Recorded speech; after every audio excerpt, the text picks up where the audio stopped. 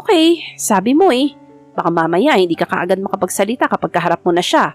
Pagbibiro ko, kaya mahinang tumawa lang siya at muling pinisil ang kamay ko na nasa hita niya. Let's see. I'm Drake De Silva, baby. Wala akong kinatatakutan. Matapang na saad niya, kaya napailing na lamang ako at muli na lamang tumanaw sa labas. Pagbaba namin ng sasakyan ay agad na pumalibot sa amin ang 5 guard ni Lolo. Si Jake naman ay seryoso lamang na inililibot ang mata sa kabuuan ng asyenda ni Lolo. Humawak na siya sa kamay ko nang magsimula na kaming lumakad. Pagpasok namin sa pinaka-main gate ng asyenda para i-scan si Jake, nagtataka naman siyang tumingin sa akin kaya nagpaliwanag naman ako. For security purposes namin. Minsan kasi may mga dalang baril o ano pa man ang mga bumibisita kay Lolo at Lola. Para na rin sa kaligtasan ng dalawa dahil matanda na sila. Kaya nang marinig niya yon ay napatango na lamang siya at muling hinawakan ang kamay ko nang tuluyan na kaming nakapasok sa loob ng mansyon. Pero bigla na lamang akong napabitaw kay Jake nang sumalubong sa amin si Lola na ngayon ay nakabukas ang 2 braso. Kaya hindi ko na mapigilang tumakbo sa gawin niya at sinalubong siya ng yakap.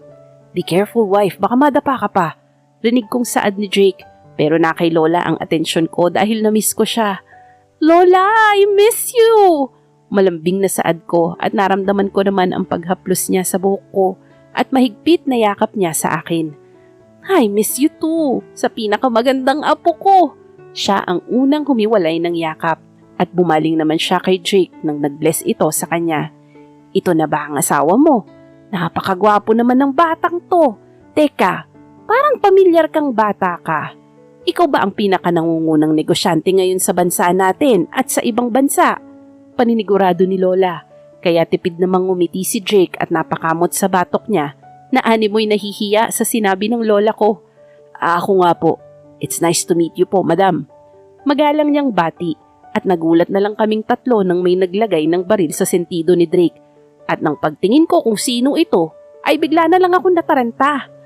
Lolo, ilayo niyo nga po yung baril sa asawa ko po. Baka masaktan po siya. Baka sa boses ko ang kaba at lumapit na. Pero hindi niya ako pinapansin at matalim ang pagkakatitig kay Jake. Ikaw ba ang asawa ng apo ko? Ilang taong ka na? Seryoso ka ba sa apo ko? Kung hindi ay ibalik mo na lang siya sa amin. Ramdam ko ang bawat diin sa boses ni Lolo at nang tingnan ko si Drake ay hindi ko siya nakakitaan ng takot sa mga mata niya. Katulad ni Lolo ay nakipagtagisan din siya ng tingin. Nakahinga naman ako ng maluwag nang makita kong ibinaba ni Lolo ang baril na hawak niya at itinago sa likod ng bulsa niya. Yes po sir, I'm her husband. 30 na po ako at seryoso po ako kay Samantha. Kahit arranged marriage lang po ang nangyari, ay seryoso po ako sa apo nyo kaya hindi ko na po kailangang ibalik siya sa inyo. Mahaba niyang litanya at sa kauna-unahang pagkakataon ay nakaramdam ako ng mga paru-paro sa tiyan ko. Naramdaman ko naman ang pagkurot ni Lola sa tagiliran ko at halatang kinilig din siya kagaya ko. At sa kauna-unahang pagkakataon ay ngumiti si Lolo at malakas na tinapik sa balikat si Drake na nakahinga rin ng maluwag.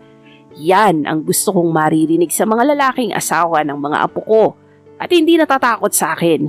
Dahil dyan, iho, tanggap ka na sa pamilyang to. Ani ni Lolo, kaya napangiti ako at napayakap kay Lola. Akala ko ay pahihirapan pa ni Lolo si Drake. Mabuti naman at hindi na. Ganyan din ang ginawa ni Lolo sa asawa ni Ate Iris na si Sebastian nang nagpunta siya dito. Tama na muna yan, Rico. Tara na't kumain muna tayo. Paniguradong nagugutom na rin ang mag-asawa.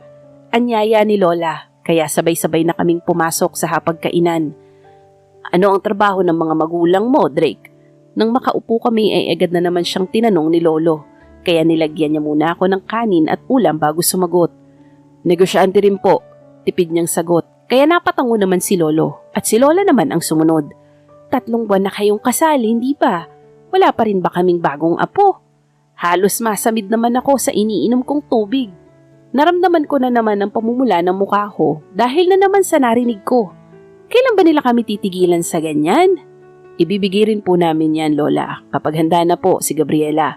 Nilirespeto ko po muna ang desisyon niya po. May kanya-kanya pa po kaming trabaho sa ngayon.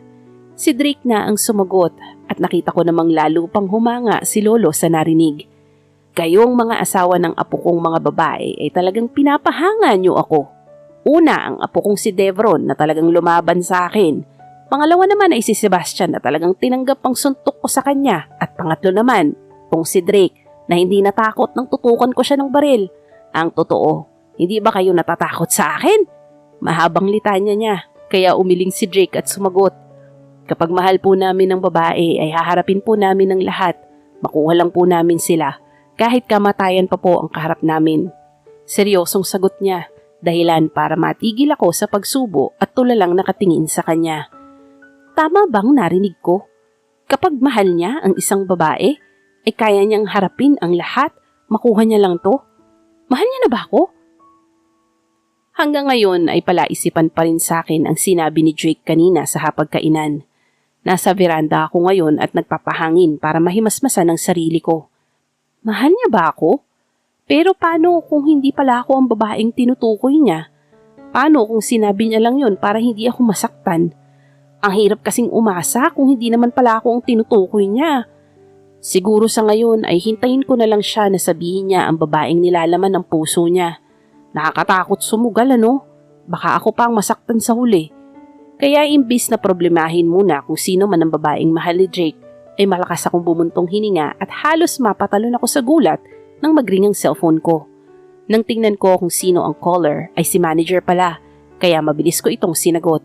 Baka importante pa to. Gabriela!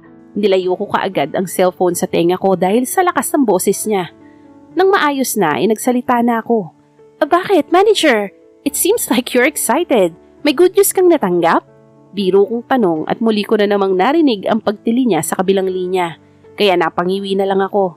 May isang fashion show sa Paris ang gustong kumuha sa'yo. Sa makalawang alis, tinawagan nila ako kasi gustong-gusto ko talaga nilang makuha sa show nila. Ano, gora ka ba?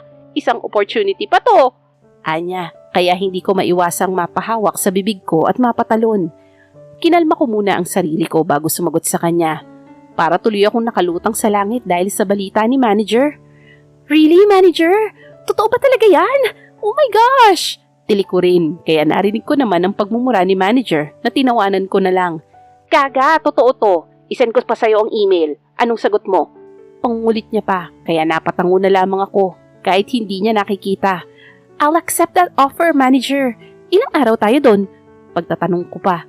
3 araw lang. Sinend ko na rin sa asawa mo ang email para alam niya kung saan ka pupunta. Sige na, mag-usap muna kayong dalawa. Good night! Paalam niya, kaya malawak ang ngiti ko nang binaba ko ang cellphone ko.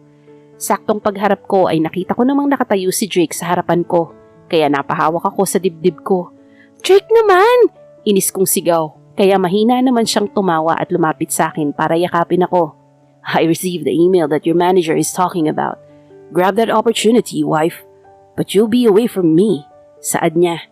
At bakas doon ang lungkot sa boses niya, kaya inangat ko ang mukha ko at tiningnan siya. Yes, I'll be away for 3 days, Drake. Siguro kapag lumayo muna ako kay Drake ay doon ko na malalaman ang totoong nararamdaman ko sa kanya. Samantha's point of view. You'll be away for 3 days, right? Paninigurado niya ulit habang nasa sasakyan kami papuntang airport. Yes, at saka sure ka bang ihahatid mo talaga ako papasok sa airport? Paano kung may makakakilala sa'yo kahit nakadisguise ka na? Nag-aalala kong tanong, kaya nginitian niya lang ako at marahang hinawakan ng kamay ko. Don't be scared, wife. Walang makakakita at makakakilala sa akin. I just want to make sure that you're safe. Sagot niya, kaya hindi ko na mapigilan ng mapangiti at nilagay ko naman ang ulo ko sa balikat niya. Thank you, Drake. Kahit wala naman akong sinasabi na ihatid mo ko sa airport ay ginawa mo pa rin. Mas inuuna mo pa ako kaysa sa trabaho mo. Saad ko pa, kaya muli ko namang narinig ang pagtawa niya. Because you are my wife, Gabriela. Nakakapaghintay naman ng trabaho ko. Mas gusto kong ihatid ka kasi ilang araw tayong hindi magkikita. Ramdam ko naman ang lungkot sa boses niya, kaya hindi ko na rin maiwasang mahawa. Naiiyak na rin ako dahil wala na munang magluluto sa akin bago kami pumasok sa kanya-kanya naming trabaho. Kaya tumahimik na lang muna ako para hindi na tuluyang bumagsak ang mga luha ko na kanina ko pa pinipigilan. Nakalipas ang ilang oras na pananahimik, sa wakas ay nakapunta na rin kami ng airport. Sa labas pa lamang ay marami na agad na reporter ang nag-aabang sa pag-alis ko. Miski ang iba ko pang mga fans ay rinig ko na rin ang tilian, kaya hindi ko maiwasang mapangiti. It looks like everyone is excited to see you. One of the brightest models in the Philippines and other countries is going to dominate the world again by her beauty. No other than my brightest in whole world, Gabriela de Silva. Drake complimented. That's why my heart began to beat again. Kulang na lamang ay maging kamatis ang mukha ko dahil sa sobrang pula nito. Pagdating talaga kay Jake ay nararamdaman ko talaga ang dapat kong maramdaman. Kapag siya kasi ang magko-compliment sa'yo, ay ramdam mo roon ang pagiging sincere niya. Tumigil ka nga, I awkwardly said, but he laughed at me again and intertwined our hands. Nang sabay na kaming makababa sa sasakyan, ay sakin agad tumama ang flash ng kamera, kaya hindi ko na maiwasang ngumiti at kumaway sa iilang tao na nandito. Ramdam ko na rin ang pag-akbay ni Drake sa akin at ang pagtabi ni manager nang magsimula ng dumami ang tao at lahat sila ay nagsisigawan na. May isa pa nga na fans ko ang bumato sa akin ng bulaklak at teddy bear nang hindi namin inaasahan. Akala ko nga ay tatamaan ako, pero nagulat na lang ako kay Drake nang humarang ito at ganon na rin si manager. Kahit nakasombrero siya at nakasalamin ay kitang-kita ko pa rin ang pag-igting ng panga niya na senyales na hindi niya nagustuhan ang nangyari. Mabilis namang rumisponde ang mga bodyguards at pumalibot sa amin, kaya hindi natuloy ang paglapit ni Jake sa gumawa na yun. Dahil doon ay pasimple kong hinawakan ang braso niya at iniliw na sa umpukan ng mga tao. Nakahinga na lamang kami ng maluwag nang tuluyan na kaming nakapasok sa loob ng airport. Gabriela, ayos ka lang ba? Nasaktan ka ba? Si manager nang makalapit siya sa akin at sinuri ang buong katawan ko, kaya hindi ko na mapigilan ang matawa. I'm okay, manager. Sanay na tayo sa mga ganyang bagay. Paninigurado ko pa at nakita ko namang nakahinga siya ng maluwag. Napatingin naman ako kay Drake nang maramdaman ko ang mahigpit niyang pagkakakapit sa braso ko, kaya tinanong ko na siya. Why? Is there any problem? Mahinahong tanong ko, kaya muli na namang nagdilim ang mukha niya na ikinataka ko na. Ano na naman kaya ang nangyari dito? Some of your fans are aggressive, wife. Hinahayaan mo na lang ba na masaktan ka nila? Ramdam ko ron ang galit at pangamba sa boses ni Drake, kaya nanlamig naman ako. Of course not, Drake. Sanay na kami when it comes to my aggressive fans. Minsan talaga ay hindi mo masasabi kung ano ang mangyayari kapag nakita ka na talaga nila.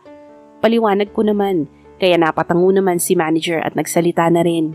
Huwag kang mag-alala. Pagdating naman doon sa Paris ay mas lalo nang mahigpit ang security ni Gabriela. Paninigurado niya kaya wala nang magawa si Drake kundi ang tumango at hinila na ang maleta ko. Habang pumupunta kami sa departure area ay may iilan pa rin ang kumukuha ng litrato kaya nginingitian ko at kinakawayan ko naman sila. Pero ang iilan ay nagtataka kung sino ang nakaakbay sa akin. Dahilan para kabahan ako. Mukhang gwapo ang nakaakbay kay Gabriela. Boyfriend niya kaya? Baka naman pinsan niya yan. Minsan kasi hinahatid ni Mr. Devon si Gabriela sa airport. OMG! Baka si Mr. Devon yan! Nang tingnan ko si manager ay bakas na rin ang pangamba sa mga mata niya. Kaya nginitian ko siya nang walang makakahuli sa amin ngayon. Nang nalaman niya kasing iahatid ako ni Drake sa airport, ay pinahigpitan niya palalo ang security para sa aming dalawa na ipinagpasalamat ko naman. Paano ba yan, Drake? Papasok na kami. Huwag ka mag-alala. Walang mangyayaring masama sa asawa mo. May tiwala ka naman sa akin, di ba?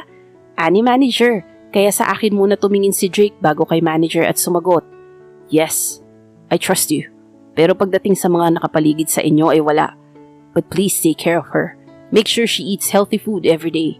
Habilin niya pa kaya napairap si manager at hinigit na ako papalayo sa asawa ko. Oo na, sige na. Baka malate pa kami sa flight. Paalam niya, kaya hindi ko na mapigilan ng malungkot. Kaya kinuha ko na ang maleta ko kay Jake at akmang tatalikod na. Pero mabilis niya akong hinawakan sa braso para pigilan. Hey wife, take care always. Eat healthy food and take your vitamins, okay? Update me when you're not too busy, okay?